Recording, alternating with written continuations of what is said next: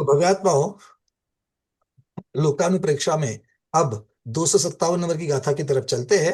आचार्य महाराज 256 number की गाथा के अंत में शुभचंद्र महाराज के शब्द है, वो कह रहे हैं, अथ मन पर्यय ज्ञानादिनाम देश प्रत्यक्षम परोक्षम च विशदयति।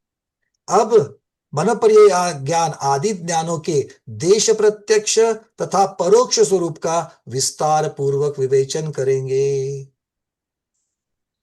प्रत्यक्ष की चर्चा क्यों की? क्योंकि इसके पहले आचार्य महाराज केवल ज्ञान की चर्चा करते हुए उसे सर्व प्रत्यक्ष कह रहे थे। इसीलिए हम्म। प्रत्यक्ष शब्द को लगा करके, भाई प्रत्यक्ष क्या केवल ज्ञान ही अकेला होता है क्या? तो बोले नहीं, मन पर ज्ञान और अवधि ज्ञान भी प्रत्यक्ष होते हैं। प्रत्यक्ष अच्छा, होता है। आपने तो प्रमाण में 5 ज्ञानों की चर्चा करी, उसमें से 3 ज्ञानों की आपने चर्चा कर ली प्रत्यक्ष में, केवल ज्ञान, मन पर ज्ञान और अवधि ज्ञान। क्या इतने ही 3 ज्ञान होते? बोले नहीं, ये तो 3 प्रत्यक्ष है और 2 परोक्ष है। इसलिए यहां पर कह रहे हैं, अत मन पर्याय ज्ञानादिनाम देश प्रत्यक्षम परोक्षम च विशदयति। अर्थात प्रत्यक्ष की चर्चा चल रही है, उसमें जो सकल प्रत्यक्ष है उसकी चर्चा संपन्न हो गई। अब देश प्रत्यक्ष अर्थात अवधि ज्ञान और मनोपरि ज्ञान की चर्चा करेंगे, और उसके पश्चात परोक्ष ज्ञान, परोक्ष ज्ञान कौन से है? मति ज्ञान और श्रुत ज्ञान है, उनकी चर्चा हम लोग करेंगे। ये आचार्य महाराज यहाँ पर भूमिका बना रहे 256 के अंत में। अब 257 नंबर की गाथा। मनपज्ज विण्णाणम ओहिनानं च देशपच्छकं मयि सुयनानं कमसो विशद परोक्षं परोक्षं च। मनपज्ज विन्नाणम ओहिनाणम, मन पर ये ज्ञान और अवधि ज्ञान, ये क्या है? देश पच्छकम, देश प्रत्यक्ष है। अगर आपको कहेंगे कि इनको देश प्रत्यक्ष कहाँ कहा गया है आगम में, तो आपके पास ये गाथा प्रमाण है। कार्तिकेय अनुप्रेक्षा की गाथा 257 ये प्रमाण है, जहां पर अवधि ज्ञान और मनोपर्य ज्ञान को देश प्रत्यक्ष कहा है, मूल प्राकृत गाथा में कहा है, ये प्रमाण। फिर क्या कहते हैं? मई सुयनानम, मति ज्ञान और श्रुत ज्ञान, क्रमशो, क्रमशे क्या है? विशद परोक्ष। परोक्षम परोक्षम च। परोक्ष। परोक्ष ज्ञान। कैसे कह रहे हैं? अब 2 शब्द लगा रहे हैं और वो क्रम से लगाने हैं, मति ज्ञान और श्रुत ज्ञान, इनको क्रम से लगाना है। क्या शब्द लगाना है? विशद परोक्षम अर्थात प्रत्यक्ष परोक्ष और परोक्षम। मतलब मति ज्ञान कैसा है? मति ज्ञान जो है वो प्रत्यक्ष परोक्ष है। और शुद्ध ज्ञान कैसा है? पूरा परोक्ष है। तो परोक्ष ज्ञान के भी 2 ज्ञान भेद यहां पर कर दिए, जहां ज्यादा इसकी चर्चा नहीं आती है। प्रत्यक्ष की चर्चा आती है, किंतु परोक्ष की चर्चा के भेद नहीं आते। आचार्य महाराज यहाँ पर परोक्ष के भी 2 भेद कर रहे हैं, एक प्रत्यक्ष परोक्ष और दूसरा परोक्ष परोक्ष, या सिर्फ अकेला परोक्ष कहेंगे तो भी चलेगा। ठीक है, चलिए, मति ज्ञान और श्रुत ज्ञान की अपेक्षा। अब शिवचंद्र महाराज 257 नंबर की गाथा में उसकी संस्कृत छाया कर रहे हैं। मन पर्यय विज्ञानम अवधि ज्ञानम च देश प्रत्यक्षम मति श्रुति ज्ञानम क्रमशः विशद परोक्षम परोक्षम च। उसे विशद परोक्षम कह दिया, या प्रत्यक्ष परोक्ष कहते हैं। विशद परोक्ष ये शब्द आचार्य महाराज दोनों ने लगा दिया है, कार्तिक स्वामी ने भी लगा दिया और शिवचंद्र महाराज ने भी लगा दिया। चलिए, अब क्या कह रहे हैं टीका में? मन पर्यय ज्ञानम मनसा परमनसि स्थितम पदार्थम पर्येति जानाति इति मन पर्ययम। पहले वो मन पर्यय शब्द का अर्थ कर रहे हैं। किस चीज का कर रहे हैं अर्थ? मन पर्यय। क्या है मन पर्यय? जो ज्ञान या जो अपने मन के द्वारा, मनसा परमनसि स्थितम, पर के मन में स्थित, पर के मन में, मन किसको होता है? जीव को होता है क्या? पुद्गल को होता है क्या? धर्माधर्म को होता है? नहीं, मतलब पर के मन को मतलब दूसरे जीव द्रव्य के मन को, दूसरे जीव के मन को। मन में स्थित पदार्थ, उसके स्थित पदार्थ का क्या कर लेता है? जानाति, जान लेता है, उसे मन पर्ययम कहते हैं।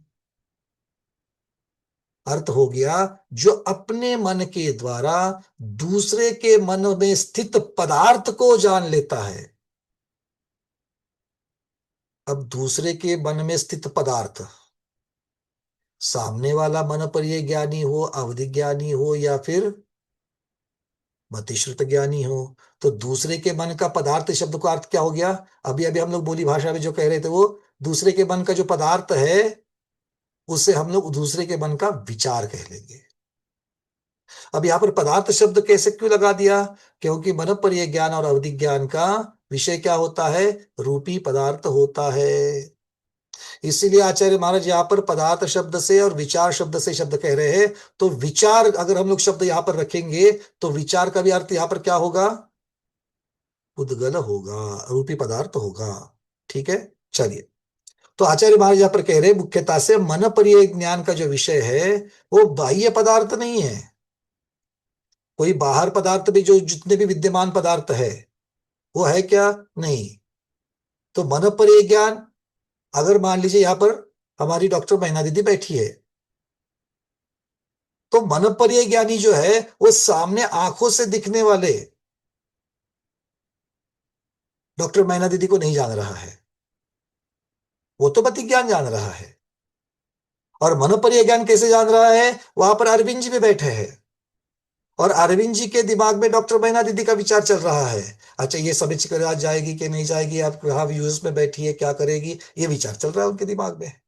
तो अवधि ज्ञान, मन परिज्ञानी कौन है? मैं यहां पर मन परिज्ञानी है। मैं अरविंद जी के मन की बात जान रहा हूं और अरविंद जी के मन में डॉक्टर मैना दीदी की बात है। इस तरीके से मैं अरविंद जी के मन के द्वारा डॉक्टर मैना दीदी को जान रहा हूं।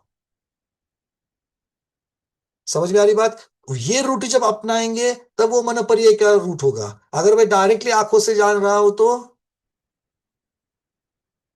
चक्षुमति ज्ञान का विषय होगा। अब क्या हो गया, एकदम से अरविंद जी की दिशा बदल गई विचार की। एकदम से उनको सुदर्शन मेरु याद आ गया, वो सुदर्शन मेरु का ध्यान करना शुरू कर दिए। अब मैं किसको जान रहा हूं? मैं डॉक्टर महीना दीदी को जान ही नहीं पा रहा अभी। मैं मनपर्य के रास्ते से जा रहा हूं, वो मेरे सामने बैठी है, तो भी मैं अब मनपर्य ज्ञान के सामने हूं, तो मैं मुझे वो नहीं दिख रही है। अब मुझे क्या दिख रहा है? अब मुझे दिख रहा है सुदर्शन मेरु। बात समझ में आ रही है? जब मैं मेरा उपयोग चेंज करूंगा, अगर मैं मति ज्ञानात्मक अगर उपयोग लगाऊं, चक्षु दर्शनात्मक का उपयोग लगा लूं, मेरा चक्षु दर्शन उपयोग और मेरा मति ज्ञान उपयोग, अगर उसका मैं अगर उपयोग लगाऊंगा तो मुझे डॉक्टर मैना दीदी दिखेगी। और जब मैं मनपर्य ज्ञान उपयोग लगाऊंगा तब अरविंद जी के दर्शनोपयोग से और उनके मति ज्ञानोपयोग से मेरा मनोपर्य ज्ञानोपयोग लगेगा और मैं मनपर्य ज्ञानोपयोग से सुदर्शन मेरु को देखूंगा। समझ में आ रही बात? रूट समझ में आ रहे दोनों? हाँ, इस प्रकार से इसको जानना है। तो आचार्य महाराज कहते हैं ये जो मनपर्य है, मनपर्य किसे कहा? एक मन ने दूसरे मन के अंदर स्थित रूपी पदार्थ को जाना। तो ये रूपी पदार्थ को, दूसरे के मन में स्थित रूपी पदार्थ को जानना, ये मनपर्य है। और इसके संबंधी जो ज्ञान है वो है मनपर्य ज्ञान। एक मनपर्य का विषय और दूसरा मनपर्य की क्रिया अर्थात ज्ञान। ठीक है, तो आचार्य महाराज कह रहे हैं तज्ञानम तच्च तज्ञानम च मन पर्यय ज्ञानम व, अथवा उस मन पर्यय का जो ज्ञान है वही मन पर्यय ज्ञान कहलाता है। तो मन पर्यय ज्ञान की दो परिभाषाएं कर रहे हैं। एक है जो ज्ञान अपने मन के द्वारा दूसरे के मन में स्थित पदार्थ को जान लेता है, उसे मन पर्यय ज्ञान कहते हैं। अथवा मन पर्यय को मन पर्यय को विषय बनाने वाला जो ज्ञान है वो मन पर्यय ज्ञान है। क्लियर? हाँ या ना? ना तो हाथ ऊपर। अरविंद जी, अच्छा हो गया ना मैंने विस- अरविंद मन की बात ले ली थी। वरना वरना भैया जी, ये हम्म। विषय बनाने वाला मतलब वो कैसे समझना? विषय बनाने वाला मतलब ज्ञेय, ओके ओके, जानने कि का विषय ज्ञेय। तो ज्ञान को अगर कार्य करना है तो उसके लिए ज्ञेय चाहिए कि नहीं चाहिए? वो कार्य कैसे करेगा? बिल्कुल बिल्कुल। तो वो जिसको विषय बना रहा है वही तो ज्ञेय बन जाएगा, उसी को जानेगा। क्योंकि ज्ञान तो क्या है? साधन है। हम्म। और पदार्थ क्या है वहां पर? साध्य। उसके लिए साध्य है। ठीक है। नहीं तो मतलब जो ये अभी तीन की सर्किट जो बताई, वो सर्किट और ये जो दो ही थी, मतलब अलग अलग दिशा हो गई ना। बस मैंने मति ज्ञान के साथ में उसको कनेक्ट करके आपको दो सर्किट अलग अलग दिखाए। बराबर। ठीक है ना? ओके ओके, वंदना भैया। हाँ, ये सर्किट यहाँ पर शब्द का अर्थ क्या लेना है? इलेक्ट्रिकल सर्किट्स होते हैं ना, उस तरीके से समझना। सर्किट शब्द के लोकावेश में बहुत अलग अलग विषय हो जाते हैं। अर्चना दीदी, आपका प्रश्न। वंदना भैया जी, भैया जी जैसे किसी के पास मति ज्ञान तो सबके पास होता है, हम्म अवधि ज्ञान भी है और मन पर्याय ज्ञान भी है, तो ऐसे कैसे पता चले जाएगा कि अब ये मति ज्ञान अवधि ज्ञान लगा रहे हैं या मन पर्याय ज्ञान लगा रहे हैं? चलो, बहुत बढ़िया, क्योंकि बहुत अवधि सुंदर। बहुत सुंदर। अ, अभी आपके पास मान मति ज्ञान है कि नहीं है? जी है। है। तो मति ज्ञान क्या अकेला मति ज्ञान है? उसके भी तो भेद होते हैं, है ना? कैसे? जो पांचों इंद्रियों के द्वारा और मन के द्वारा हो रहा है, तो छह है। उसके भेद कितने हो जाएंगे? छह हो जाएंगे। तो अभी आप ऐसा सोचिए, आपको जो ठंड लग रही है वहां पर, वो ठंड का अनुभव आप जो कर रही है, उसको जो जान रही है, वहां पर क्या है? स्पर्शन ज्ञानोपयोग आपका, स्पर्शन मति ज्ञानोपयोग आपका चल रहा है। ठीक राइट। है। और उतने में ये ठंड जब लग रही थी, तो आपके मन में विचार आ गया, जब आप शिमला गई थी छुट्टी मनाने, हाँ वहां जिस कॉटेज में रही थी, उस कॉटेज का आपके मन में ज्ञान आ गया। अब क्या हो रहा है? अभी मति ज्ञान ही चल रहा है, मति ज्ञानोपयोगी चल रहा है, किंतु अनिंद्रिय नो इंद्रिय ज्ञानोपयोग चल रहा है। मतलब उसमें वो बदला हुआ कि नहीं हुआ? हाँ, स्पर्शन मतलब इंद्रिय ज्ञानोपयोग से नो इंद्रिय ज्ञानोपयोग में चले गए कि नहीं चले गए? बिल्कुल वो तो चले गए। एक मति ज्ञान के अंतर्गत है। इसीलिए साक्षात इंद्रियों के द्वारा पर मन में स्मृति के द्वारा जो आने वाला विषय बदला, उसकी वजह से आपको बदलाव समझ में आ गया। ठीक है। अब जिसके पास मति ज्ञान भी है और अवधि ज्ञान भी है, तो उन्हें मति ज्ञान उपयोग जब होता है, तो मति ज्ञान जब लगाते हैं, तो मति ज्ञानोपयोग हो गया है। आपको मालूम है कि पहले दो स्वर्गों में क्या होता है? इंद्रियों से ही भोग किया जाता है ना? तो मान लो सौधर्म इंद्र शशि इंद्रिय का स्पर्श कर रहा है, तो स्पर्श से किस चीज का भोग कर रहा है? मति ज्ञान के द्वारा भोग कर रहा है। और अगर तभी उसके दिमाग में अगर वो अवधि ज्ञान लगाता है मतलब उस उपयोग को वो शिफ्ट करता है, किसमें? भगवान के मेरु पर्वत होने वाले अभिषेक के लिए, तो उसको क्या दिखेगा? अब वो जब मेरे अभिषेक में जब अवधि ज्ञान लगा रहा है, उसको मेरु पर्वत पर होने वाला भगवान का अभिषेक दिखेगा। अब वो शची इंद्राणी के स्पर्श को अनुभव नहीं कर पा रहा है उस समय, जब वहां पर अवधि ज्ञान में उपयोग होगा। क्यों? क्योंकि एक साथ एक समय में एक ही उपयोग होगा। जबकि सची इंद्राणी का स्पर्श अभी उपस्थित है वहां फिर पर भी नहीं। उपस्थित है पर उसमें उपयोग नहीं लगेगा। जैसे अच्छा। अभी आप सब लोग स्वाध्याय में बैठे हो, 2 घंटा सामने बैठते हो, ये तो 2 घंटे में जो मेरे शब्द है, उसमें 2 घंटे में 2 घंटे पूरे के पूरे शब्द की तरफ उपयोग लगता है क्या? नहीं। नहीं। बीच में अगर कोई विचार आ जाएगा, तो आपका विचार वहां पर उपयोग लगता है। तब मेरे यहाँ पर शब्द रुके हुए हैं क्या? आपके कान के ऊपर शब्द नहीं आ रहे क्या? कान के ऊपर शब्द भी आ रहे हैं, किंतु आप उनको, उसमें आपका उपयोग नहीं लग रहा है, आपका उपयोग दूसरी लगा हुआ है। तो एक लब्धि रूप में रहेगा, एक प्राप्ति रूप में रहेगा। सौदर्मेंद्र के पास शची इंद्राणी का जो स्पर्श हो रहा है, वो स्पर्श उसके लिए लब्धि रूप होगा, किंतु उपयोग रूप क्या होगा? उपयोग रूप वो भगवान का अभिषेक देखेगा। ठीक है। जैसे आप सभी चिकर जी आ रहे हो, ठीक है ना, और आप ट्रेन में बैठ कर या फ्लाइट में बैठ करके आ रहे हो, और आजू बाजू में लोग बातें कर रहे हैं, उनकी आवाज आपके कान पर आ रही है, और आपके दिमाग में गौतम शिखर गणेश जी। भगवान की टोंक दिख रही है आपको। अरे कितने बजे पहुंचेंगे? अच्छा, वहां ऐसे पहुंचेंगे, 24 छोटी छोटी 24 वहां पर चरण पादुका है बनी हुई है, उसमें आपका उपयोग लग रहा है, आप उसको बिल्कुल आंखों से, अपने मन की आंखों से देख रही हो। तो वो लब्धि रूप में है और एक उपयोग रूप में है। समझ में आ गई बात? तो जिनके पास अवधि ज्ञान भी है, मनपर्य ज्ञान भी है और मतिश्रुत ज्ञान भी है, तो उनके लिए लब्धि रूप सारे ज्ञान है, किंतु उपयोग एक ही ज्ञान में लगेगा, और उस ज्ञान के भी जो भेद रहेंगे उसके भेद में रहेगा। जी जी। ठीक है। क्लियर हो। आगे ये चर्चा आएगी। क्या हम पांचों इंद्रियों का भोग जब करते हैं, चर्चा आएगी। आपके प्रश्न से संबंधित है इसलिए मैं कर रहा हूं। बाकियों को तो छोड़ दो, जिसके पास अवधि मन पर यह ज्ञान है वो तो बहुत बड़ी बात हुई। हमारे पास तो 5 इंद्रियां है कि नहीं है? है। हाँ, अभी आप पापड़ खा रही हो। क्या खा रही हो? पापड़। तो पापड़ जब खा रही हो तो पापड़ का स्पर्श भी हो रहा है कि नहीं? आपको जीवा को स्पर्श हो रहा है। तो पापड़ का स्पर्श कैसे होता है आपको पता है, तो आप स्पर्श को भी जान रही हो, पापड़ की टेस्ट को भी जान रही हो, पापड़ के गंध को भी उसी समय आपको जान रही हो।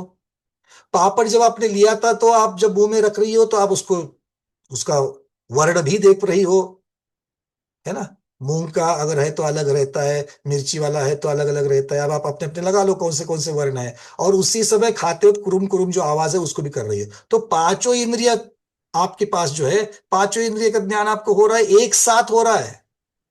हाँ। तो एक साथ हो रहा है तो पांचों इंद्रिय का भोग एक साथ हो रहा है क्या? ये प्रश्न है। नहीं होता।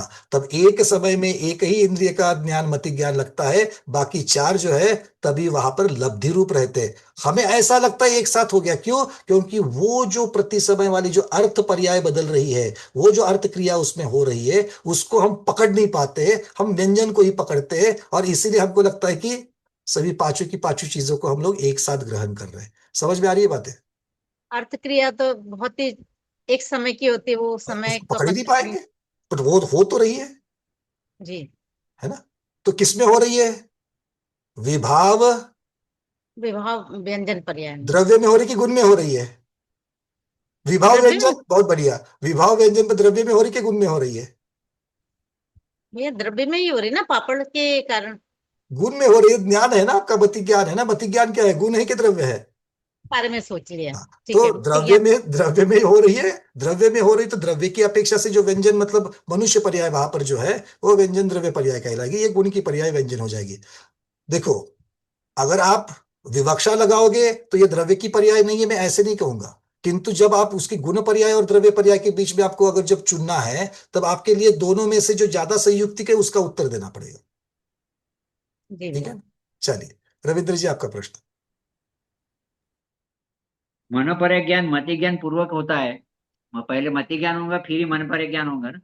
मति ज्ञानो पूर्वक नहीं कह सकते उसको। हाँ। दर्शन में, दर्शन की अपेक्षा देखा जाए तो उसके लिए अलग से दर्शन नहीं है। तो दूसरे के मन को, दूसरे के मन में जो मति ज्ञान हो रहा है, उस मति ज्ञान को लगा हुआ जो उसका चक्षु अचक्षु दर्शन रहेगा, वही दर्शन इस मन पर ज्ञान के लिए होगा। क्योंकि मति ज्ञान किसका है? दूसरे के मन की मति ज्ञान की चर्चा है।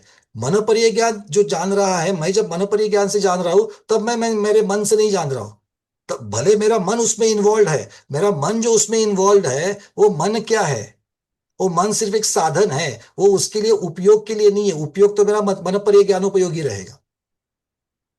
पर जिसके मन की बात हो रही है, पहले तो मति ज्ञान परक उसको हम जानेंगे, उसको देखेंगे, उसके बाद ही बिल्कुल। तो उसके मन मन को। जो मेरा, जो देखो, दो दो मन है वहां पर, एक मेरा मन है, एक दूसरे का मन है।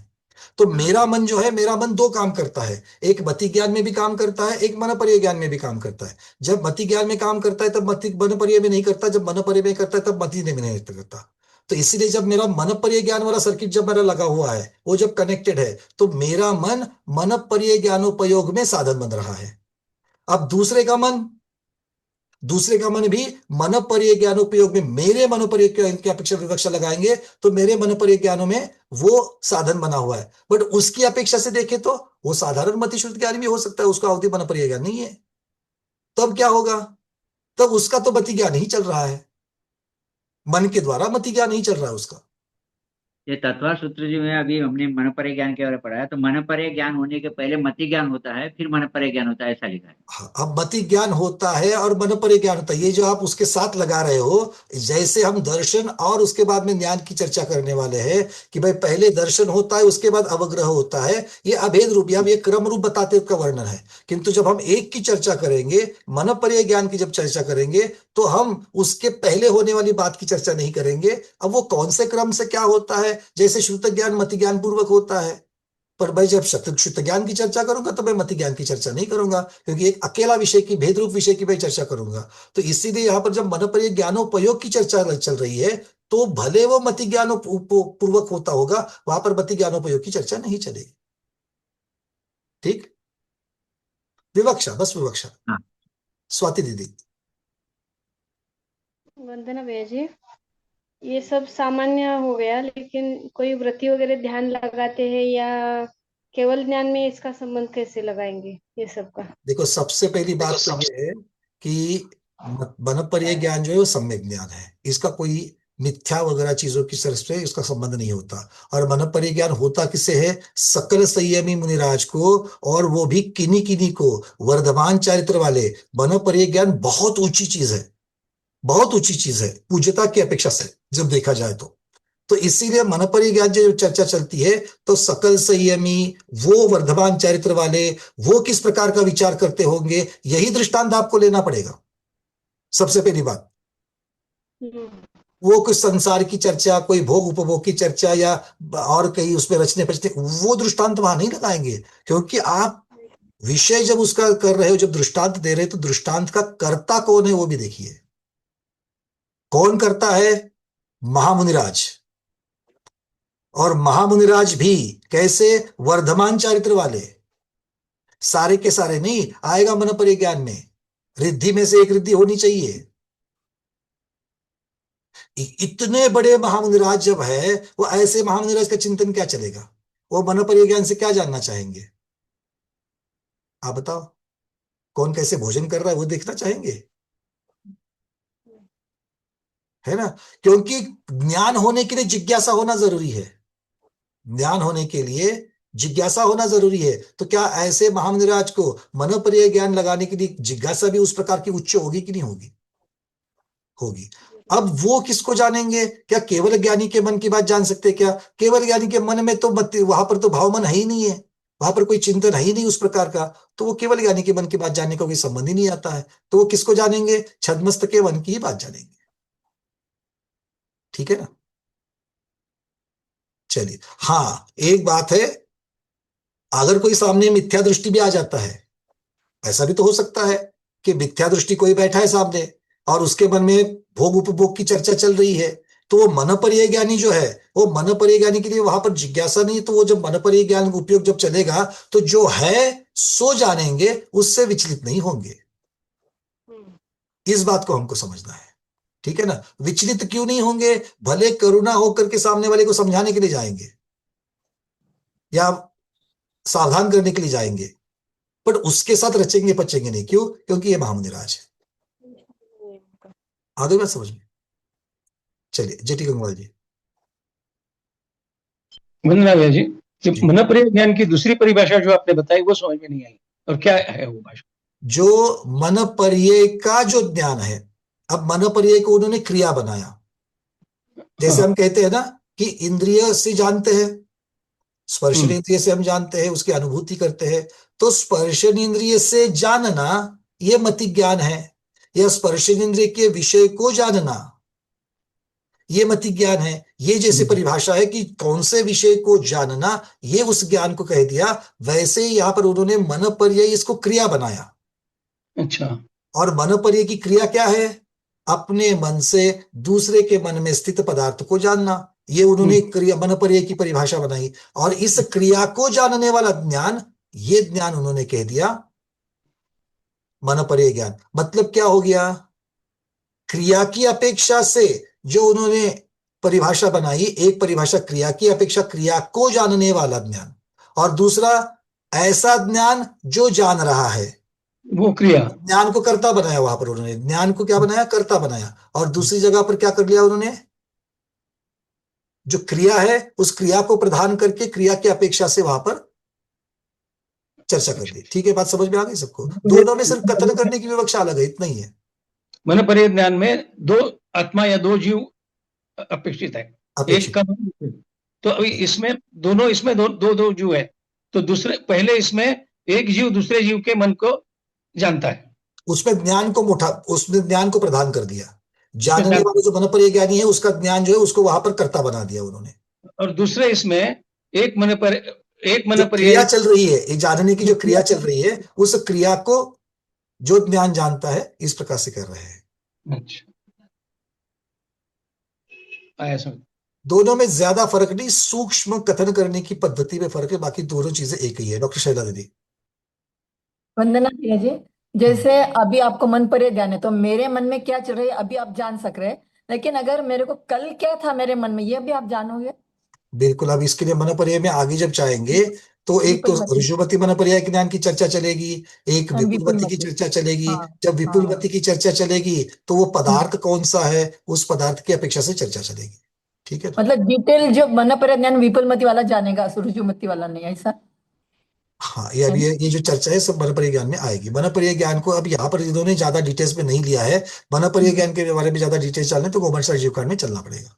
ठीक है, हाँ। मनपर्य ज्ञान किसको जानता है, कैसे जानता है, ऋजुमती क्या जानता है, उसकी क्या सीमा है, मन विपुलमती की क्या सीमा है, इस प्रकार से होगा। ठीक है, प्रमोद जी।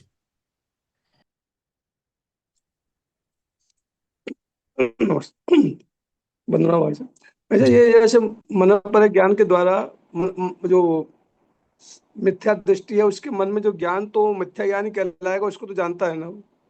उसके अंदर जो रूपी पदार्थ है, जो उसका जो चिंतन कर रहा है उसको जानेंगे। उसमें कोई सम्यक तो, और जानने वाले के मन में क्या चल रहा है उसके ऊपर तो इनका कोई कंट्रोल नहीं है। मतलब वो मतलब उसके मिथ्या ज्ञान को भी हाँ, जानेगा। वो उससे विचलित होना कि नहीं होना ये इनके इनके हाथ में है। वो अलग बात है, हाँ, वो अलग बात और है, उसके विचलित लिए होना नहीं निषेध भी होना। नहीं है, उसके लिए निषेध नहीं, क्योंकि है तो छठे सातवें गुण स्थान वाले।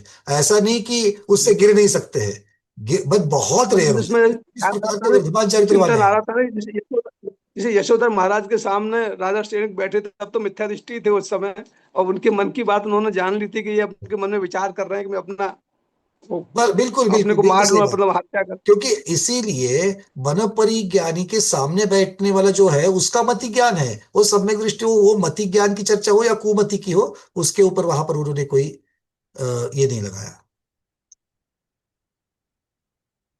नीना दोषी दिल्ली। वंदना भैया जी। जी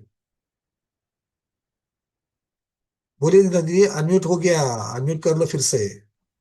हाँ। हम्म। वंदना भैया जी, हम कह रहे थे कि अगर हमें मति श्रुत ज्ञान अभी हुआ और मनोपर्य ज्ञान हुआ, लेकिन फिर अगले भाव में वो छूट जाएगा ना, हमारे जैसे कर्म हो गए उस हिसाब से हमें वो ज्ञान मिलेगा ना। देखो, सबसे पहली बात तो यह है कि मनोपर्य ज्ञान दूसरे भाव में नहीं जाएगा।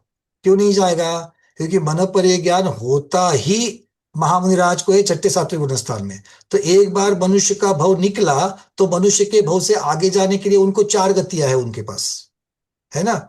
एक तो भोग, हाँ क्या हो सकते हैं, भोग भूमिया मनुष्य हो सकते हैं, भोग भूमिया हाँ तिर्यंच या कर्म भूमिया तिर्यंच हो सकते हैं, या कर्म भूमिया भी हो सकते हैं, अगर सम्यक के साथ अगर नहीं माने हैं तो अब इस और देवदार की होंगे, तो ये चारों जगह जहां पर भी वो जाएंगे, भोग भूमि जावे, देव में जाए या नारकी में जाए, वहां पर तो छठा सातवां गुण स्थान है ही नहीं है। इसका मतलब है मन हाँ। पर ज्ञान साथ में लेके जा सकते हैं क्या? नहीं लेके जा सकते। नहीं और तो साथ लेके आ सकते हैं क्या? जहां से आ रहे हैं वहां पर भी वो ज्ञान नहीं होता, इसलिए साथ में भी लेकर के नहीं आ सकते हैं। तो एक मन पर ज्ञान की चर्चा खत्म। अवधि ज्ञान को कर सकते हैं क्या? कर सकते हैं। गुण प्रत्यय ज्ञान में जो भवानुगामी है, जो हाँ। भवानुगामी जो ज्ञान होता है, वो भवानुगामी हाँ वाला ज्ञान जो है वो आगे आ सकता है। अच्छा ठीक। तीर्थंकर भगवान को जन्म से ही अवधि ज्ञान है कि नहीं है? हाँ है। वो कहाँ से आया? उन्होंने है ना?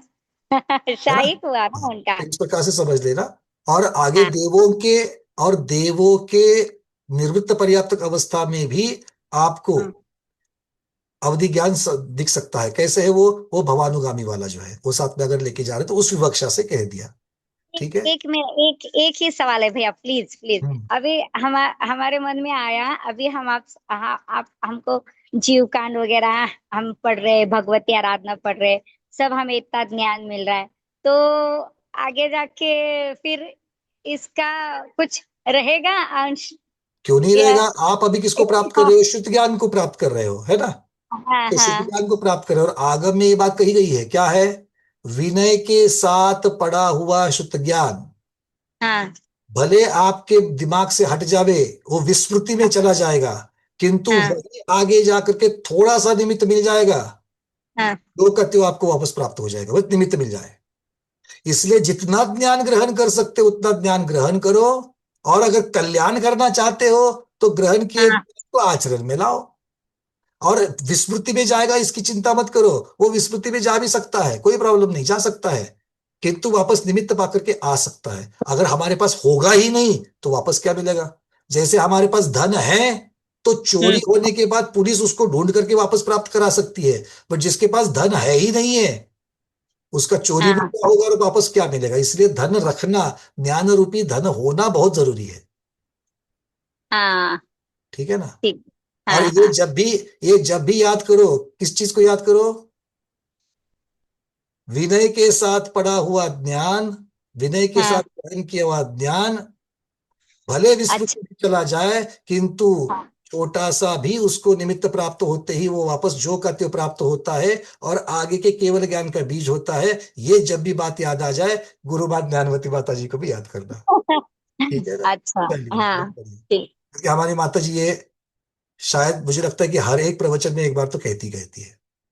चलिए, अब किसी ने प्रश्न किया था इसके पहले, शायद शैला दीदी या किसी ने किया था कि ये किस प्रकार के ज्ञान को जो जानता है। मैं थोड़ा सा उसका उत्तर दे दूं, ज्यादा डिटेल्स में नहीं जाऊंगा। इसके लिए 3 शब्द लगा दिए: चिंतित, अर्धचिंतित और अचिंतित। 3 प्रकार के विषय हो सकते हैं। चिंतित मतलब क्या है? जिसका भूतकाल में चिंतन किया गया हो। अर्धचिंतित मतलब जिसका वर्तमान में चिंतन चल रहा हो। और अचिंतित मतलब भविष्य में चिंतन किया जाएगा। तो ये जो सारी चीजें हैं, ये सारी चीजें जो है, ये किसके पास हो सकती है? मनपर्य ज्ञान के विशेष क्षयक्षम, क्योंकि एक क्षयक्षम ज्ञान है, तो मनपर्य ज्ञान के विशेष क्षयक्षम के साथ में ये चीज प्राप्त हो सकती है। अब आचार्य महाराज कह रहे हैं कि रुजुमति ज्ञान और विपुलमति ज्ञान, ये 2 प्रकार के ज्ञान है। तो रुजुमति ज्ञान जो है वो सरल चिंतन को विषय करने वाला ज्ञान है, और विपुलमति है वो कैसे है? सरल और कुटिल दोनों को विषय करने वाला है। रुजुमति जो है वो रुजुमनगत, रुजुमनगत मतलब जिसका मन रुजु है, अर्थात पदार्थ जैसा है वैसा चिंतन करने वाला। रुजु वचन, पदार्थ जैसा है वैसा ही कथन करने वाला। और रुजु काय, अर्थात पदार्थ के अनुसार कृति करने वाला। ये जो 3 प्रकार के मन वचन का है, इनको सरल मन वचन काय कहते हैं। समझ में आ रही है बातें?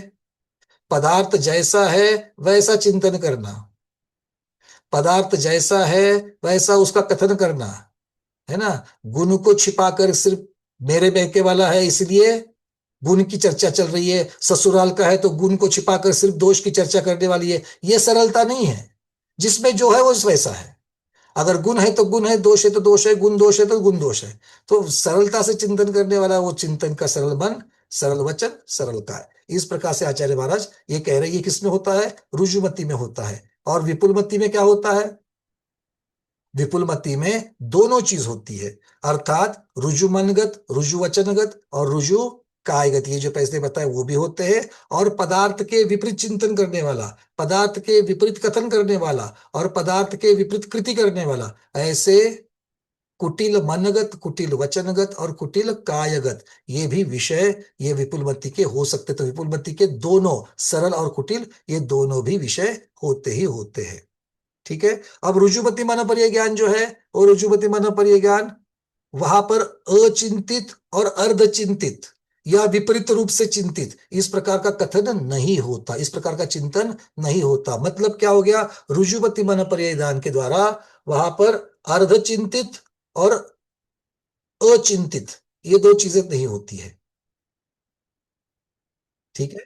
अर्धचिंतित, चिंतन पूरा नहीं हुआ हो, और जिसका चिंतन नहीं हुआ हो भविष्य में, ऐसी चीज को सरल वो, और जो विपरीत वाला है उसको रुजुमति वाला नहीं कर सकता। और विपुलमति वाला कुटिल हो, त्रैकालिक हो, कैसे भी हो, सरल हो, सभी प्रकार के चिंतन को जानता है। ये आचार्य महाराज को कह रहे हैं। मैं इसको डिटेल्स में इसके लेके नहीं जा रहा हूं, क्योंकि गोमट जीवकान की ज्ञानमार्गना में जाकर बहुत विस्तृत रूप से इसके 20-20 पेजेस बना करके पीडीएफ बनाई है, और हफ्तों उसका हम लोगों ने चर्चा करके उसके ऊपर व्याख्यान किया है, तो आप उसको समझ सकते हैं। अब यह मनपर्य ज्ञान की जो उत्पत्ति होती है, वो मनपर्य ज्ञान कहाँ पर उत्पन्न होता है? तो आचार्य महाराज कहते हैं द्रव्य मन में उत्पन्न होता है। कहां पर उत्पन्न होता है? द्रव्य मन में। मेरे या सामने वाले के? उत्तर सरल है। मैं मनपर्य ज्ञानी हूं तो उत्पत्ति कहां होगी? मेरे द्रव्य मन में होगी, भाव मन में नहीं, मेरे द्रव्य मन में होगी। अब द्रव्य मन में होगी मतलब द्रव्य मन के आधार से मनपर्य ज्ञान का चिंतन होगा। द्रव्य मन के आधार से मनपर्य ज्ञान का चिंतन होगा। तो उत्पत्ति स्थान क्या है? हृदय का स्थान, द्रव्य मन। आकार क्या है? द्रव्यमान का आकार विकसित 8 कमल की पंखुड़ी के कमल के रूप, 8 पंखुड़ियों का जो कमल होता है उसके रूप में होता है। उसका निमित्त क्या है द्रव्यमान का? द्रव्यमान का निमित्त मतलब द्रव्यमान कैसे उत्पन्न होता है? तो आंगोपांग नाम कर्म के उदय से।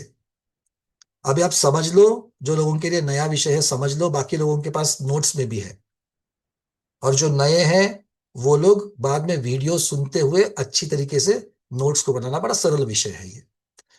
आचार्य महाराज कहते कि निमित्त क्या है द्रव्यमान का? तो आंगोपांग नाम कर्म का उदय है।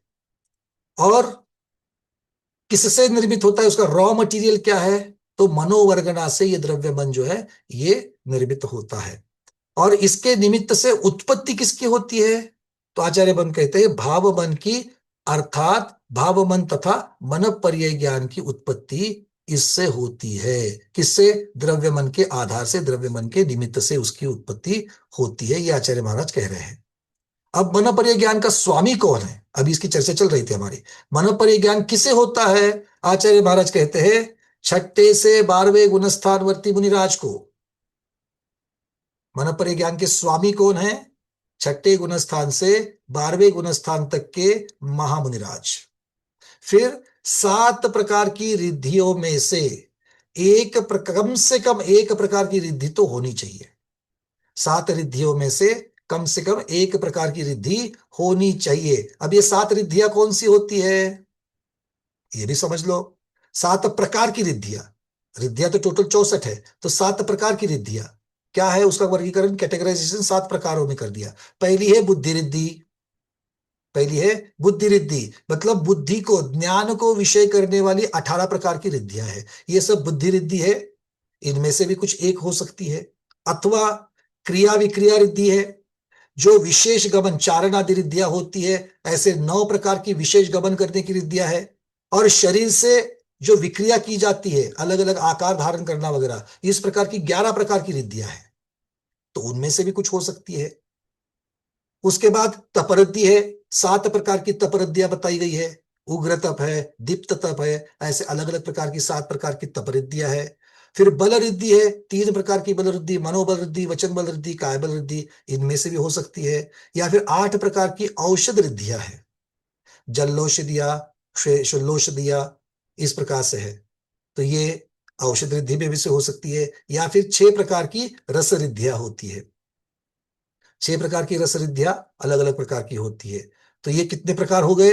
बुद्धि रिद्धि, क्रिया विक्रिया रिद्धि, तप रिद्धि, बल रिद्धि, इसके बाद औषध रिद्धि और रस रिद्धि, 6 हो गया। और 7वें प्रकार की है क्षेत्र रिद्धि, जिसे अक्षर महालय, अक्षर महानस, ऐसे 2 उसके भेद होते हैं। तो ये निवास में ठहरने के क्षेत्र की अपेक्षा से जो विशेष रिद्धि होती है उसे क्षेत्र रिद्धि कहा जाता है।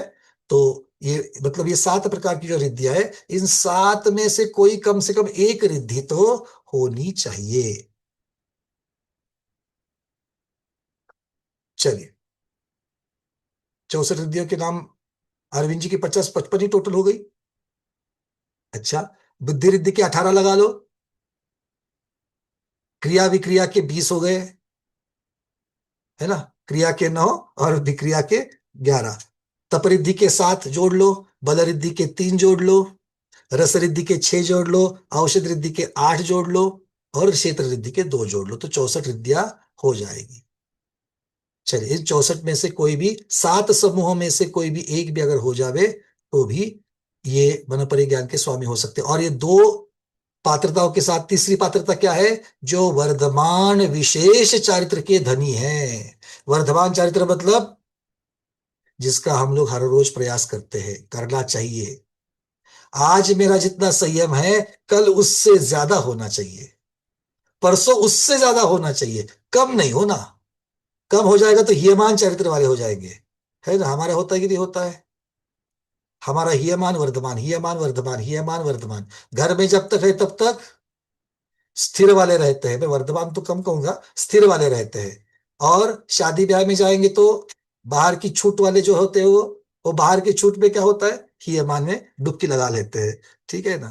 तो हम लोग इस प्रकार से रिद्धि तो कहा है कि रिद्धि अपना चर्चा कहाँ से चल रही है देख लो। ठीक है, तो इस प्रकार से इन रिद्धियों का भी, 64 रिद्धियों का भी बड़ा सुंदर और डिटेल में वर्णन जो है वो उस पीडीएफ में किया गया है, ज्ञानमार्गणा की पीडीएफ में।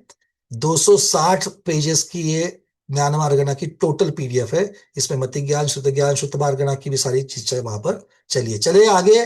अब तो ये थोड़ा सा गोमट सर से फिर से चले जाते हैं कार्तिकेय अनुप्रेक्षा में। इतना सारा वर्णन कार्तिकेय अनुप्रेक्षा में नहीं है। आचार्य महाराज क्या कह रहे हैं, अभी तक सिर्फ परिभाषा करी है और आगे कह रहे हैं अब परिकीय मनसी स्थितोत्तार्थ साहचर्यान मनः इत्युच्यते। वो कह रहे परिकीय मनसी स्थितो अर्थ मतलब क्या है, दूसरे के मन में स्थित जो अर्थ है। अर्थ शब्द का अर्थ क्या करेंगे, पदार्थ कहो या ज्ञेय कहो या विचार कहो, तीनों समानार्थी शब्द लगेंगे यहां पर। अर्थ, यहां पर शब्द आया ना स्थितोर्थ, स्थितों के बाद में क्या है, प्लुत लगा दिया और वहां पर अर्थ शब्द छिपा हुआ है। तो स्थित जो अर्थ है, परकीय मन में स्थित जो अर्थ है, अर्थ मतलब क्या है, ज्ञेय कहो, पदार्थ कहो या फिर विचार कहो।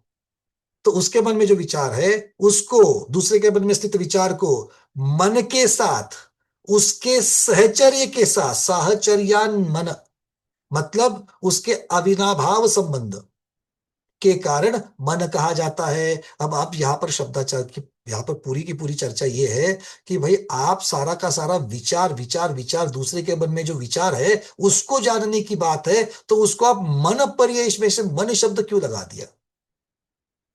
चर्चा क्या है, मन पर्याय में मन शब्द क्यों लगा दिया। तो आचार्य महाराज कहते हैं मन का अर्थ क्या करना है, दूसरे के मन में स्थित विचार, इसको मन कह दिया। दूसरे के मन में स्थित विचार, ठीक है। जो जिसमें रहता है उसको उपचार से वो नाम दिया जाता है। कोठी वाले, ये शब्द आता है कि नहीं आता है। अरे वो कोठी वाले भाई साहब को जानते कि नहीं जानते। अच्छा, कोठी वाले क्या उनका नाम है, नहीं, फिर क्या है, वो कोठी में, बड़ी कोठी में रहते हैं, तो बड़ी कोठी में रहते इसलिए कोठी वाले हो गए। वैसे दूसरे के मन में लगा हुआ विचार, वो मन का विचार, उसे मन कह दिया, ठीक है ना। हाँ, जल्दी से दूसरी चीज को नहीं मानते लोग, व्यवहार की बातों में जो मान चुके हैं उसको अगर बता दिया जाए, अच्छा ठीक है हम लोग भी ऐसा ही मानते हैं, इसको भी मानने को कोई प्रॉब्लम नहीं है। तो आचार्य महाराज जी कह रहे हैं, फिर आगे क्या कहते हैं, अर्थात यहाँ पर आचार्य महाराज को ये कहना है कि मन शब्द का अर्थ यहाँ पर दूसरे के मन में स्थित विचार, ये उपचार से लगा देना। बात क्लियर है।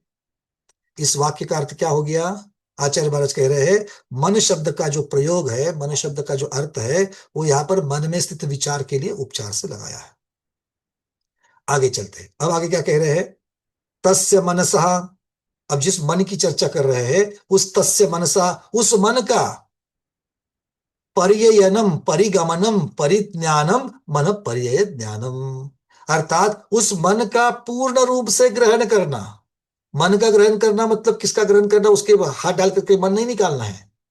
मन का ग्रहण करना मतलब उसके मन में स्थित विचार को ग्रहण करना, ये क्या कहलाता है, अर्थात उसका यथार्थ ज्ञान प्राप्त करना, उसके मन में जो चल रहा है उसका यथार्थ ज्ञान प्राप्त करना, वही मनपर्य ज्ञान है। अब ये मनपर्य ज्ञान कैसे होता है, क्षायोपशमिकम रुजुमति विपुलमति भेदा भिन्नम च। एक क्षायोपशमिक होता है, कौन, मनपर्य ज्ञान क्षायोपशमिक होता है। इसके दो भेद है, रुजुमति और विपुलमति। अब इसकी चर्चा हमने पहले करी है। रुजुमति सरल मन वचन काय को विषय करने वाला, और विपुलमति सरल और कुटिल दोनों को विषय करने वाला। अब यहां से आगे आचार्य महाराज अवधि ज्ञान की चर्चा कर रहे हैं। पुनः अवधि ज्ञानम, अब अवधि ज्ञान का वर्णन किया जाएगा। अवधीयते द्रव्य क्षेत्र काल भावेन मर्यादिक्रियते अर्वाग ज्ञानम अवधि। अवधि की पहले परिभाषा और उस अवधि को जानने वाला ज्ञान अवधि ज्ञान। मनपर्यय की परिभाषा और मनपर्यय को जानने वाला ज्ञान, उसको मनपर्यय ज्ञान। तो इस तरीके से यह कह रहे अवधीयते, अवधीयते मतलब जो सीमित होता है, जो मर्यादित होता है। किसकी मर्यादा से, किसकी सीमा से, द्रव्य क्षेत्र काल भावेन, जो ज्ञान द्रव्य क्षेत्र काल भाव से सीमित होता है, इनकी मर्यादाओं से सीमित होता है, वो क्या है? वो अवधि ज्ञान है। जिस ज्ञान में द्रव्य क्षेत्र काल भाव की मर्यादा होती है वो अवधि ज्ञान है। ऐसा बोलते ही शंकाकार शंका उठाता है, मेरे मति ज्ञान को भी द्रव्य क्षेत्र काल भाव की मर्यादा है, मेरे शुद्ध ज्ञान को भी द्रव्य क्षेत्र काल भाव की मर्यादा है, तो उसको तो आपने अवधि ज्ञान नहीं कहा, है कि नहीं? उसको तो अवधि ज्ञान कहा सीमित होते हुए भी। तो आचार्य महाराज कहते हैं मति ज्ञान की विशेषता अलग, शुद्ध ज्ञान की विशेषता अलग, और अवधि ज्ञान की विशेषता अलग। और समानता क्या है? तीनों में समान क्या है? अवधि, मर्यादा होना, मर्यादित होना, ये समानता है, इसलिए वो सामान्य कथन हो गया। और विशेष कथन क्या है? उनकी अपनी अपनी विशेषता। मति ज्ञान की विशेषता क्या है? इंद्रिय और मन से होता है। शुद्ध ज्ञान की विशेषता क्या है? मति ज्ञान पूर्वक होता है, जो यथार्थता को बताता है, जो प्रमाण नय आदि से होता है। तो ये सब शुद्ध ज्ञान में आएगा। और अवधि ज्ञान की विशेषता फिर इसलिए कह दिया उन्होंने, अब ये दोनों का वर्णन करने के पश्चात जो बचा हुआ है वो भी सीमित है, मनोपर्य ज्ञान भी सीमित है, तो समानता सीमित की हो गई। तो मनोपर्य ज्ञान में दूसरे के मन को जानने की अपेक्षा विशेषता है, और इसीलिए जो चौथा बचा है उसको सिरा सिरा सीमित ज्ञान कह दिया, अवधि ज्ञान कह दिया। अब आगे कह रहे हैं अधस्तात् बहुतर विषय ग्रहणात् अवधि। ये अधिक विषयों का ग्रहण करने के कारण भी उसे अवधि ज्ञान कहा गया है। क्या कह रहे हैं? अधिक विषयों का ग्रहण करना है, मतलब मति ज्ञान जितना ग्रहण करता है, मति ज्ञान का विषय जितना लंबा चौड़ा होता है, जितना गहरा होता है, शुद्ध ज्ञान का विषय जितना लंबा चौड़ा गहरा होता है, उससे भी ज्यादा अनुभूति करने के लिए अवधि ज्ञान का विषय और भी गहरा होता है। तो ग्रहण करने के कारण अर्थात सामान्य ज्ञान की अपेक्षा अधिक विषयों का ग्रहण करने के कारण भी उसे अवधि ज्ञान कहा जाता है। अब विवक्षा समझ में आ रही है ना?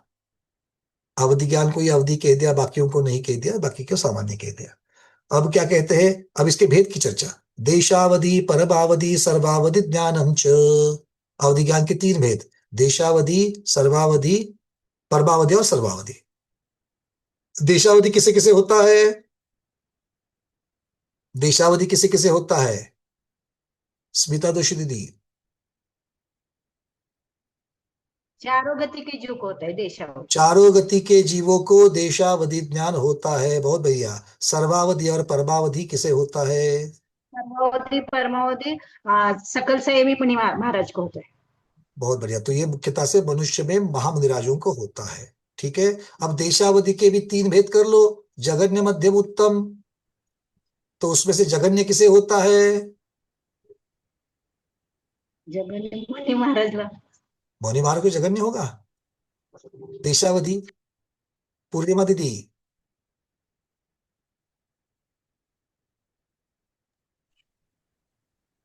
जगन्य देशावधि तो देव और नारकी नारकी को होता है ना। देव और नारकी को होता है जगन्य। इसका मतलब मनुष्य से भी और गहरा जानते हैं देव नारकी, या कम जानते हैं, या मनुष्य ज्यादा जानते हैं? नहीं, वो जाने, क्योंकि उनको तो बहुत से ही होता है ना, है ना। इसीलिए मध्यम देशावधि जो है वो देवों के पास होता है। मध्यम देशावधि किसके पास होता है? देवों के पास होता है। और जघन्य देशावधि किसके पास होता है? डॉक्टर शैला दीदी। मनुष्य और तिर्यंज को होता है भैया जी। मनुष्य तिर्यंज को होता है। बहुत बढ़िया। और उत्कृष्ट किसे होता है? नियम से मुनि महाराज को होता है। उत्कृष्ट देशावधि किसे होता है? नियम से मुनि महाराज को ही होता है। चलिए, तो देवनारकी से ज्यादा भी देशावधि मुनि महाराज को होता है, और जघन्य जब होगा तो मनुष्य तिर्यंज को होगा। ये बात समझ लेना। आगे चलते हैं। अब कह रहे हैं देश प्रत्यक्षम एक देश विशदम। देश प्रत्यक्ष वो है, देश प्रत्यक्ष किसे कहा गया? देश प्रत्यक्ष किसे कहा गया या विकल्प प्रत्यक्ष किसे कहा गया? आचार्य महाराज कहते जो एक देश विशदम, अर्थात जो किसी एक अंश को स्पष्ट रूप से जानता है, अर्थात सीमित विषय को जानता है, वो क्या कहलाता है? एक देश कहलाता है, देश प्रत्यक्ष कहलाता है। इसलिए सकल प्रत्यक्ष कौन है? केवल ज्ञान, वो सब जानता है। और थोड़ा बहुत कौन जानता है? थोड़ा जानता है, एक अंश को कौन जानता है? अवधि मन पर्याय, इसलिए उसको देश प्रत्यक्ष कह दिया। तो देश प्रत्यक्ष कहने का अर्थ कारण क्या है? क्योंकि वो किसे जानता है? सीमित विषय को, किसी एक अंश को ही जानता है, इसलिए कहा गया। पुनः मतिश्रुतम ज्ञानम, अब चर्चा किसकी चल रही है? अब मति ज्ञान और श्रुत ज्ञान का वर्णन किया जाता है। अवधि ज्ञान का वर्णन बहुत बड़ा है, अवधि ज्ञान का वर्णन बहुत बड़ा है। अवधि ज्ञान का वर्णन करेंगे क्या? उसका 90% गणित है। अवधि ज्ञान के विषय में 90% गणित है। अवधि ज्ञान को जानेंगे क्या करने के लिए? बस जो हाथ ऊपर आए थे वो नीचे हो गए। क्यों? 90% गणित है, पर बहुत सीधा सरल गणित है। और चार्ट और दृष्टांतों के द्वारा देखेंगे तो बहुत सीधा सरल गणित है, पर विषय बहुत बड़ा है। उसको 1.5 महीना लगा था पढ़ने के लिए, है ना। इसलिए अभी थोड़ी थोड़ी चीजों को हम लोग जानते हैं, क्योंकि अवधि ज्ञान आज तो हम लोग आज मतिश्रुत ज्ञान को नहीं जानेंगे, मतिश्रुत ज्ञान को कल जानेंगे। तो आज चलिए हम आज चलेंगे थोड़ा सा अवधि ज्ञान की तरफ चलते हैं। अवहियदीति हो ही सीमानानेति वन्यम समये भवगुणपच्चय विह्यम जमोहिनानेति नम बेंती। गोबरसा जीवकान की 370 गाथा। बोले सिद्धांत चक्रवर्ती नेमिचंद्र महाराज की जय। तो आचार्य महाराज कह रहे कि विषय की अपेक्षा से जो सीमित ज्ञान होता है वो अवधि ज्ञान कहते हैं। और विषय कौन सा? द्रव्य क्षेत्र काल भाव की अपेक्षा जो विषय कहा गया है। इसके दो भेद है, भव प्रत्यय और गुण प्रत्यय। देखो अवधि ज्ञान के अलग अलग विवक्षा से अलग अलग भेद होते हैं। पहले दो भेद, पहले क्या कह दिया? भव प्रत्यय और गुण प्रत्यय, ये दो भेद बता दिए। अब भव प्रत्यय किसे कहते हैं और गुण प्रत्यय किसे कहते हैं? दोनों भी ज्ञान क्षयोपशम से ही उत्पन्न होते हैं। अवधि ज्ञान आवरण कर्म के क्षयोपशम से ही उत्पन्न होते हैं। किंतु भव प्रत्यय किसे कहा? जो भव के निमित्त से मिलता है। तो मूल निमित्त क्या है? मूल कारण क्या है? अवधि ज्ञान आवरण कर्म का क्षयोपशम, यही मूल कारण है। किंतु उसके साथ साथ में जब भव ये कारण बन जाता है, जैसे देवनारकी का भव, जैसे तीर्थंकरों का भव, ये उस भव को धारण किया तो बाय डिफॉल्ट आपको उसके साथ में ये मिलेगा ही मिलेगा। इसलिए उसको भव के निमित्त मिलने वाला होने से भव प्रत्यय ज्ञान कह दिया। और गुण प्रत्यय ज्ञान किसे कह दिया? जो विशुद्धि, सम्यक्त्व, संयम आदि गुणों की अपेक्षा मिलता है, उन गुणों के निमित्त से मिलता है, उसे क्या कहते हैं? गुण प्रत्यय कहते हैं। तो ये निमित्त हो गया। अब इसके स्वामी कौन कौन है? तो आचार्य महाराज कहते हैं भव प्रत्यय के स्वामी कौन है? देवनारकी और तीर्थंकर। और गुण प्रत्यय के स्वामी कौन है? तो गुण प्रत्यय के स्वामी आचार्य महाराज कह रहे हैं कुछ पर्याप्तक मनुष्य तथा संगी पर्याप्तक तिर्यंश। पर्याप्तक होने चाहिए, संगी होने चाहिए, और वो तिर्यंश में हो जाएंगे। ठीक है, इसका मतलब है अपर्याप्तक तिर्यंशों में और असंगी तिर्यंशों में अवधि ज्ञान नहीं होता। ये अच्छी तरीके से समझ लेना। और संगी कहते ही पंचेंद्रिय हो गए, ये बात तो अपने आप आ ही जाती है। अब आचार्य महाराज कहते हैं इसकी उत्पत्ति कहाँ होती है? इसकी उत्पत्ति कहाँ होती है? अब उत्पत्ति तो वैसे देखा जाए तो आत्म प्रदेशों में तो होगी, है ना। तो सर्वांग में भी होगी। आत्म प्रदेश तो सर्वांग में होते हैं, तो आत्म प्रदेश में सर्वांग होने की वजह से आत्म प्रदेश अर्थात सर्वांग के से भी होती है। और कुछ विशेष शरीर है, शरीर के अंग उपांग, वहां भी होती है। तो जो भव प्रत्यय है वो सर्वांग से होता है, और जो गुण प्रत्यय है वो नाभि के ऊपर के भाग में। अब अवधि ज्ञान के दो भेद भी हो सकते हैं। मिथ्या दर्शन के साथ मिथ्यात्व के संसर्ग से जो अवधि ज्ञान दूषित होता है उसे कुअवधि कह दिया या विभंग अवधि कह दिया। ये कहाँ उत्पन्न होता है? ये नाभि के नीचे उत्पन्न होता है और अशुभ चिन्हों के साथ उत्पन्न होता है। मतलब शरीर के ऊपर कुछ अशुभ चिन्ह बनेंगे और उतनी जगह से वो अवधि ज्ञान जानेगा, उतनी जगह से जानेगा। जैसे हम कान सुनते कहां से है? यहां से सुनते हैं क्या, यहां से सुनते हैं क्या, यहां से सुनते हैं क्या? तो सुनने के लिए इंद्रिय की जगह सीमित है, हाँ या ना? हाँ। तो द्रव्य इंद्रिय जैसे सीमित है, भाव इंद्रिय जो है हमारी वो सीमित है क्या? भाव इंद्रिय तो पूरे सर्वांग में है, पर द्रव्य इंद्रिय सीमित है। वैसे ही उत्पत्ति के जो द्रव्य भाग है, शरीर के जो द्रव्य भाग है वो सीमित होते हैं, और जो सम्यक अवधि ज्ञान है वो नाभि के ऊपर होता है, और जो विभंग अवधि है वो नाभि के नीचे होता है।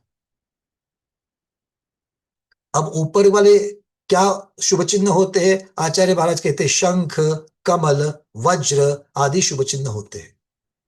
या फिर सर्वांग से भी हो सकता है गुण प्रत्यय। हो सकता है कि मान लो किसी को यहां पर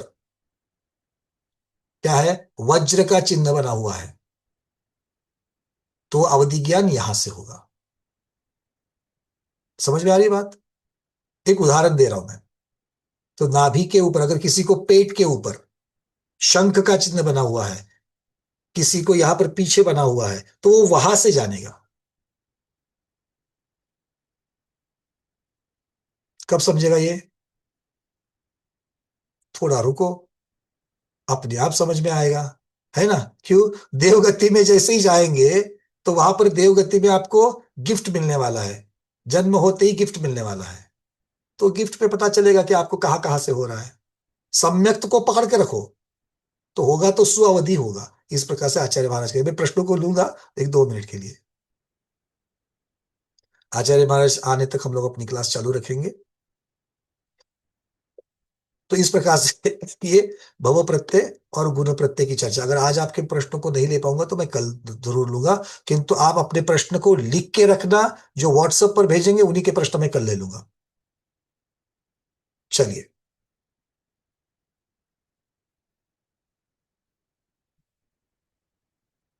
अब ये प्रश्न उठता है कि तीर्थंकरों के ज्ञान को भव प्रत्यय क्यों कह दिया? तीर्थंकरों के ज्ञान को भव प्रत्यय क्यों कर दिया? तो आचार्य महाराज इसका उत्तर देते हैं, और गोमनसा जीवकान की जो हिंदी टीका पंडित रतंजन मुक्तार साहब ने भी की है, तो वहां पर भी इसका उत्तर उन्होंने दिया है कि तीर्थंकर बनने का जो पिछला भाव होता है, तीर्थंकर कहां से आकर के बनते हैं? दो ही गति से आकर के जीव तीर्थंकर बनते हैं, या तो देव गति से आकर, नहीं तो नरक गति से आकर। मनुष्य से सीधे नहीं बनते, ठीक है? या तो देव से आएंगे या तो नरक से आएंगे। अब तो देव और नरकों में कौन सा ज्ञान होता है? भव प्रत्यय अवधि ज्ञान होता है। तो आचार्य महाराज कह रहे हैं, तो जहां पर भव प्रत्यय ज्ञान होता है वहां से ये उनके साथ में, उसी के साथ लगकर किया आता है, इसलिए उनको भी तीर्थंकरों को भव प्रत्यय माना हुआ है। तो तीर्थंकरों को जन्म से ही मति, श्रुत और अवधि ज्ञान होता है। चलिए आगे बढ़ते हैं। अब गुण प्रत्यय ज्ञान जो है, अवधि ज्ञान, वो 6 प्रकार का होता है।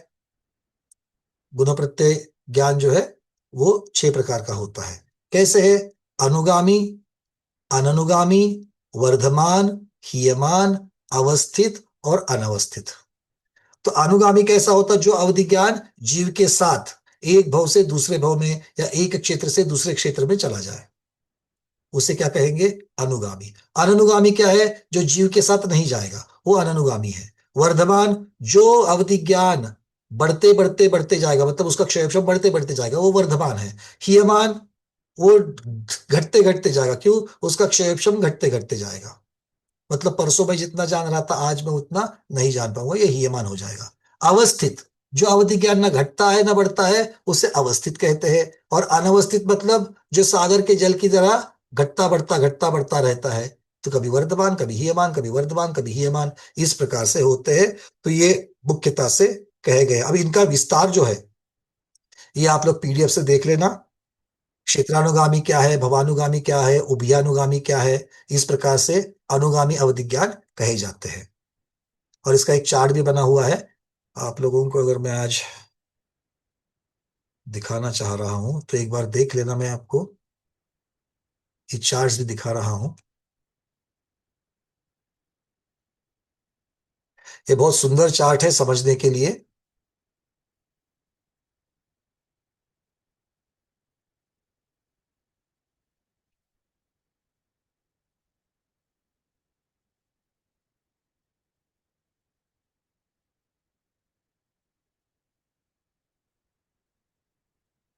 दिख रहा है कि सब लोगों को?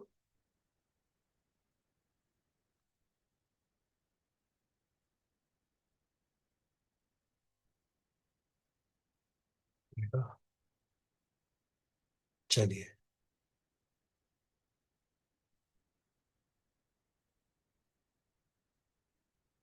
दिख रहा है क्या? चार्ट दिख रहा है सबको? चलिए, तो ये चार्ट में दिखाया गया है कि क्षेत्रानुगामी कब है। वो क्षेत्र बदलने पर नष्ट होता है क्या? नहीं होता। भव बदलने पर नष्ट होता है क्या? होता है। दोनों बदलने पर नष्ट होता है क्या? होता है।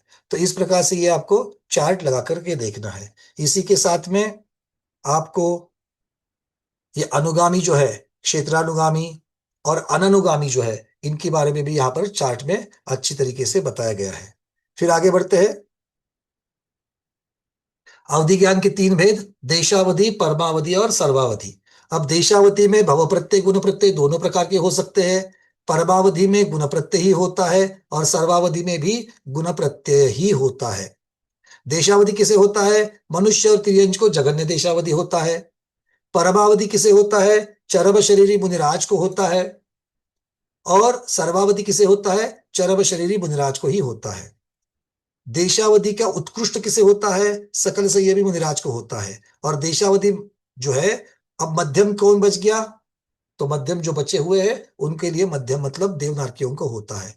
तो देशावधि अवधि ज्ञानी जो है वो सम्यक्त्व से और व्रत से छूट सकते हैं। मतलब जिनके देशावधि ज्ञान होता है वो देशावधि ज्ञान कुअवधि विभंगावधि में भी परिणत हो सकता है, ये हमको समझना है। परमावधि छूटता है क्या? नहीं, परमावधि नियम से सम्यक्त्व तथा व्रत से नहीं छूटता और सर्वावधि भी नियम से सम्यक्त्व तथा व्रत से नहीं छूटता। परमावधि में उत्कृष्ट, मध्यम और जघन्य ऐसे तीन भेद होते हैं, किंतु सर्वावधि में इस प्रकार के भेद नहीं होते। क्योंकि अगर आप देशावधि और परमावधि सर्वावधि में फर्क दिखेगा, हाँ दिखेगा, किंतु परमावधि सर्वावधि में क्या है? दोनों में गुण प्रत्यय होते हैं, दोनों चरम शरीरी को होता है, दोनों नियम से सम्यक्त और व्रत से नहीं छूटते हैं। तो फर्क क्या है परमावधि सर्वावधि में? तो मुख्यतः से उसका जो विषय है, वो विषय परमावधि का विषय कम है, सर्वावधि का विषय ज्यादा है। परमावधि का विषय जघन्य, मध्यम, उत्कृष्ट प्रकार का अलग अलग प्रकार का हो सकता है, सर्वावधि का ऐसा नहीं होता है। जितने मुनिराज सर्वावधि वाले होंगे सबका क्षयक्षम, सबका ज्ञान एक प्रकार का ही होगा, ऐसे आचार्य महाराज यहाँ पर कह रहे हैं। ठीक है, चलिए अब देशावधि, परमावधि और सर्वावधि, इनके भेद कितने होते हैं? देशावधि कितने प्रकार का हो सकता है? परमावधि अभी तो हमने मोटा मोटी में कितना बताया, जघन्य, मध्यम, उत्कृष्ट, जघन्य, मध्यम, उत्कृष्ट, तीन भेद कर लिए। किंतु देशावधि का अगर हम देखेंगे तो देशावधि के कितने भेद होते हैं? तो आचार्य महाराज कह रहे हैं देशावधि के असंख्यात लोक प्रमाण भेद होंगे। मतलब एक लोक के 343 घनराजु के जितने आकाश प्रदेश होते हैं असंख्यात, उस असंख्यात को असंख्यात से गुना कर लो तो असंख्यात असंख्यात ऐसे भेद हो जाएंगे। परमावधि के वो भी उतने ही भेद होते हैं और सर्वावधि के कोई भेद नहीं होता। चलिए आगे बढ़ते हैं। अब आचार्य महाराज यहां पर कह रहे हैं कि जघन्य अवधि ज्ञान का क्षेत्र कितना होता है? तो जघन्य अवधि ज्ञान किसे होता है, कितना क्षेत्र होता है? तो क्षेत्र की अपेक्षा देखा जाए तो क्षेत्र लब्ध पर्याप्तक सूक्ष्म निगोदिया जीव के जन्म के तीसरे समय में जो अवगाहना होती है, यह अवगाहना सर्वजघन्य अवगाहना होती है। किसी भी शरीर का सबसे छोटा आकार जो होता है वो इस अवस्था में होता है। उतने क्षेत्र के बारे में जघन्य अवधि ज्ञान कम से कम जानता है। और जघन्य अवधि ज्ञान ज्यादा से ज्यादा कितना जानता है? तो कहते घनांगुल के असंख्यातवें भाग प्रमाण जानता है। एक अंगुल ले लो, उसका लंबाई चौड़ाई और मोटाई ले लो और उसके असंख्यात भाग कर लो तो असंख्यात भाग तक ज्यादा से ज्यादा जघन्य अवधि ज्ञान जानता है। मतलब देख लो, जघन्य अवधि ज्ञान होने के लिए तो अवधि ज्ञान है, जानता कितना छोटा है। फिर उसके जघन्य अवधि के क्षेत्र का आकार वो अनियत होता है, ऐसा नहीं कि चौकोर, आयताकार वगैरह, वो अनियत होता है, इरेगुलर। जघन्य अवधि क्षेत्र, इसमें जो अंगुल लिया गया है वो अंगुल कौन सा है? उच्छेद अंगुल है। उच्छेद अंगुल मतलब व्यवहार अंगुल जो 3/4 इंच का होता है वो ले लिया है। ठीक है, तो ये यहाँ पर जगन्य अवधि क्षेत्र उच्छेदांगुल से जानते हैं, और आगे का जितना भी अवधि ज्ञान का क्षेत्र है जगन्य अवधि से ऊपर वाला जो क्षेत्र है वो सारा सारा प्रमाणांगुल से जानते हैं। ये आचार्य महाराज कह रहे हैं। जो विशेष इसके बारे में जानना चाहते हैं वो समझ ले। अब जगन्य अवधि के क्षेत्र की चर्चा हो गई। अब काल की चर्चा। काल कितना जानता है? तो बोले भूतकाल में आवली के असंख्यात विभाग प्रमाण अतीत काल जानता है। तो आवली के असंख्यात विभाग प्रमाण अतीत काल, और भविष्य काल कितना? आवली के असंख्यात विभाग प्रमाण भविष्य काल। इतना सा छोटा जगन्य अवधि काल जानता है। मतलब कल कितना? भूतकाल में, और आगे के कितने काल में जानता है? तो आवली के असंख्यात विभाग प्रमाण, मतलब असंख्यात समयों की आवली है उसका असंख्यातवा भाग ले लेना। जगन्य अवधि के विषयभूत भाव प्रमाण तो कितना जानता है?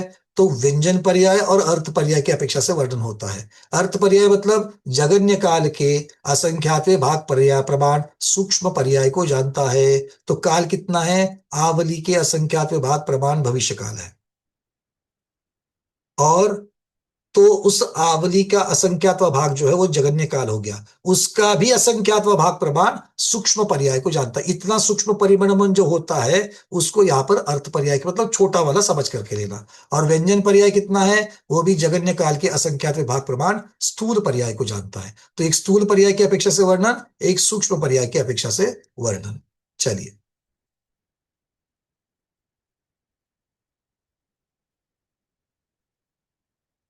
ये सारा गणित है, बहुत अच्छी तरीके से समझाया गया है।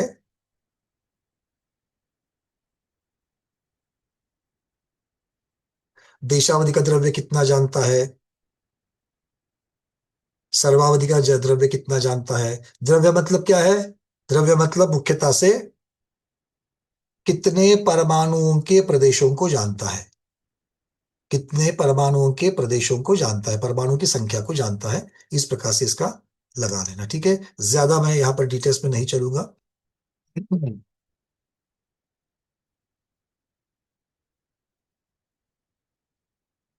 चलिए, तो ये अवधि ज्ञान की चर्चा। आचार्य महाराज आज विराजमान नहीं हुए हैं, मैसेज कर लेते हैं, देख लेते हैं। शायद आचार्य श्री नहीं आ पाएंगे, देखते हैं, कंफर्म करेंगे। थोड़ा सा इस विषय को, हम अवधि ज्ञान के विषय को आज इतना ही कर लेते हैं और फिर आगे चलेंगे। जिनको अवधि ज्ञान आदि के बारे में जानना है, ज्ञान मार्गणा की पीडीएफ चाहिए, वो मुझे मैसेज करें, मैं ज्ञान मार्गणा की पीडीएफ भेज दूंगा। वैसे भी आप सब लोगों के पास ग्रुप के ऊपर लिंक है, जहां पर आपको लिंक से गोमटसार जीवकांड की जितनी भी पीडीएफ है, सारी की सारी पीडीएफ आप लोग उससे प्राप्त कर सकते हो। चलिए, तो आज इतना ही रख लेते हैं। अभी एक दो तीन प्रश्न ले लेंगे आचार्य महाराज आने तक, फिर संपन्न कर लेंगे। मानिक पाटिल दीदी आपका प्रश्न, फिर अर्चना दीदी, फिर ऋतु दीदी, फिर कुसुम दीदी। वंदना भैया जी, रुजुमती का आपने बोलाया सरळ हे, तर मग काय मध्ये कसं समजायचं? ते मन समजतं, वचन समजतं, काय मध्ये कसं समजून घ्यायचं? बोले जैसा चाले वो होता है सरल काय। जो मायाचारी नहीं करता, मतलब क्या है? जो व्रतों का उपदेश दे रहा, एक उदाहरण दे रहा हूं, जो व्रतों का उपदेश दे रहा है वो स्वयं भी व्रतों को पालता है। ये हो गई सरल काय। आचरण वैसे ही करता है। झूठ नहीं बोलना चाहिए, वो कह रहा है तो झूठ भी नहीं बोलता है। इस प्रकार से समझना। जैसे किसी को माता जानता है, विचार मन में माता की अपेक्षा से चल रहा है, तो माता जैसा ही उसके साथ में वो व्यवहार करेगा। तो पदार्थ जैसा है वैसा ही उसके साथ व्यवहार जो करता है, ये सरल काय मानेंगे। ठीक है, अर्चना। भैया जी, ये जो अपन ने भाव प्रत्यावर्ती अवधि ज्ञान के बारे में बताया था कि नरक से और देव से आने वाले होते हैं, तो उसमें अभी कल्याणक का कोई वो नहीं था ना, जैसे विदेश क्षेत्र में 2, 3 और 4 कल्याणक वालों को हो जाता है। तो विदेश ऐसा क्षेत्र कुछ में भी इसी प्रकार से लगाना। विदेश क्षेत्र में भी देखो, तीर्थंकर नाम प्रकृति जब वहां पर बन रही है, तीर्थंकर नाम प्रकृति जहां पर बन रही है, अब वहां पर जिस प्रकार से ये जन्म से जो प्राप्त होने वाली मति श्रुतावधि ज्ञान है उसकी चर्चा यहाँ पर है। मतलब प्रमुखता से भरत ऐरावत क्षेत्र वाली जो तीर्थंकर है उनकी चर्चा है। ठीक है भैया। ठीक है। एक चीज और बताना था। हाँ हाँ ये मैंने जब ये अवधि ज्ञान का भी आपने बताया ना कि चिन्हों के द्वारा होता है, तो कभी पहले पढ़ा था मैंने, समझ में नहीं आता था कि कैसे चिन्ह से होता होगा। अभी मेरा बाई चांस एक ना कोरियन सीरियल पता नहीं कैसे मोबाइल में आ गया, उसमें दिखाया है कि उसके इधर पे चंद्रमा का निशान बना है, वो ब्लिंक करता है और उससे उसको ज्ञान होता है। अभी मुझे कोलाइड का मतलब वो ये मूल हमारा श्रुत ज्ञान है। वो श्रुत ज्ञान जो यहाँ से चला गया ना दूसरे दूसरे दूसरे, वो लोग बोलते हैं नालंदा जब जली तो सिर्फ बौद्ध मत वालों के जो विज्ञान है वो जल गया। अरे भाई, वहां पर तो मूल तो जैन विज्ञान था। जी मूल भैया तो जी जैन विज्ञान था। ये विज्ञान पूरे भारत वर्ष में क्या, पूरे देश में, सभी जग, पूरे विश्व में पहुंच गया है। चलिए, अच्छा। जी आपका प्रश्न। वंदना भैया जी। भैया जी, क्या जो ये 1008 लक्षण होते हैं, इनसे भी अवधि ज्ञान होता है भगवानों को? देखो, भगवान के तो सर्वांग से कहा गया है। भव प्रत्यय वाले जो तीर्थंकर भगवान होते हैं उनके लिए तो सर्वांग से कहा गया है। सर्वांग से होने वाला अवधिज्ञान ये अलग विषय है। और भगवान के शरीर के ऊपर जो होने वाले लक्षण। व्यंजन और बाकी के चिन्ह, ये जो सारी चीजें हैं, उसके कुल मिलाकर के 1008 उसकी संख्या हो जाती है। वो विषय अलग है। वो तो उनके ऊपर चिन्ह होते हैं, वो तो उनके शरीर की सुंदरता को दर्शाते हैं, उनके शरीर की विशेषता को दर्शाते हैं। भैया जी, एक और कि जब हमने यहाँ पे अनवस्थित और अवस्थित दो भेद किए, तो फिर वर्धमान और हेयमान की क्या जरूरत पड़ी हमें? वर्धमान में सिर्फ वर्धमान होता है। रहेगा अवस्थित में कुछ भी बढ़ता घटता नहीं है। नहीं अनवस्थित अन में बढ़ता भी है और घटता भी है। अवस्थित में घटता बढ़ता नहीं, सिर्फ बढ़ता है। तो मतलब अनवस्थित अलग इसलिए लिया कि उसमें बढ़े घटेगा, और वर्धमान हेयमान हाँ, अलग अलग इसलिए लिया कि उसमें सिर्फ बढ़ेगा और सिर्फ घटेगा। वर्धमान में सिर्फ बढ़ेगा, कभी घटेगा नहीं। हम्म। हीयमान में सिर्फ घटेगा, कभी बढ़ेगा नहीं। अवस्थित में दोनों नहीं होगा और अनवस्थित में दोनों होगा। तो 4 कॉम्बिनेशंस बनती है उसकी। ठीक है, बनता है। जी। रविंद्र जी बोलिए, उसके बाद कुसुम दीदी। ये अनुगामी जो अवधि ज्ञान है, एक साथ में नहीं जाता है, एक क्षेत्र से दूसरे क्षेत्र में जाता नहीं जाता, या एक भाव से दूसरे भाव में नहीं जाता। अब अनुगामी के साथ भी शब्द लगते हैं। भव अनुगामी है, क्षेत्र अनुगामी है, ये हाँ। भी लगेंगे। तो इसीलिए अगर उसका अगर हम चार्ट में वापस आपको दिखा रहा हूं, 1 मिनट।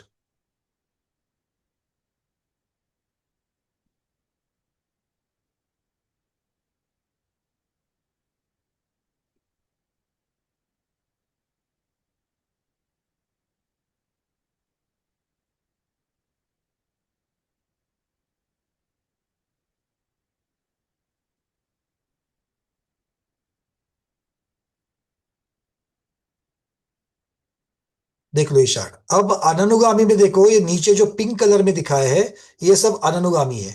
तो क्षेत्र अननुगामी जो है वो क्षेत्र बदलने पर नष्ट हो जाएगा, क्योंकि अच्छा। ये हाँ। क्षेत्र में नहीं जाने वाला है।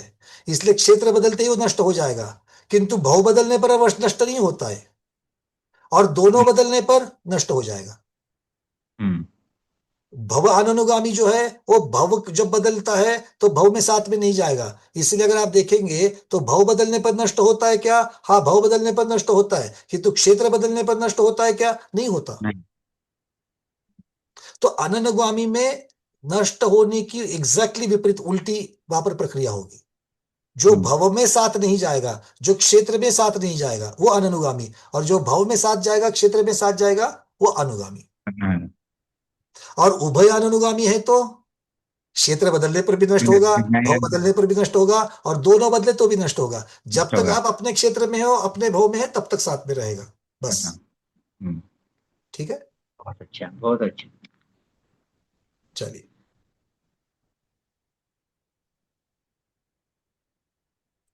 कुसुम दीदी।